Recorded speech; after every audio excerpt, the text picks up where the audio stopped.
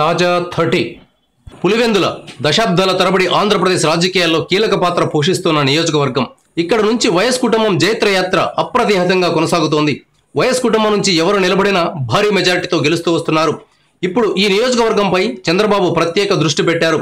Pulivendula branch canal ద్వారా నీళ్లు ఇస్తూ రైతులను ప్రసన్నం చేసుకునేందుకు ప్రయత్నిస్తున్నారు. దీంతో పాటు అసలు పులివెందులనే లేకుండా చేద్దామనే ఆలోచనలో చంద్రబాబు ఉన్నట్లు వార్తలు వస్తున్నాయి. తెలంగాణలో కొత్త జిల్లాల ఏర్పాటు ద్వారా కొందరు నాయకుల బలాన్ని కేసీఆర్ తీవ్రంగా దెబ్బకొట్టారు. ఇలాంటి పని చంద్రబాబు కూడా చేస్తారని తెలుస్తోంది. త్వరలో అసెంబ్లీ సీట్లను పెంచేందుకు కేంద్రం ఆమోద ముద్ర వేస్తుందనే సమాచారం. ప్రస్తుతం ఆంధ్రప్రదేశ్లో 175 అసెంబ్లీ స్థానాలున్నాయి. ఈ సంఖ్యను 225కు పెంచేందుకు సన్నాహాలు జరుగుతున్నాయి. అందులో భాగంగా కడప జిల్లాకు అదనంగా 3 అసెంబ్లీ స్థానాలు వస్తాయి. ఇదే టైంలో పులివెందుల నియోజకవర్గాన్ని విడదీసేందుకు చంద్రబాబు ప్లాన్ చేసినట్లు చెప్తున్నారు. పులివెందుల నియోజకవర్గం పేరు కూడా మారుస్తారని తెలుస్తోంది. వైఎస్ రాజశేఖర రెడ్డి అన్న, జగన్ అన్న ప్రజలకు మొదటగా గుర్తొచ్చే పేరు పులివెందుల.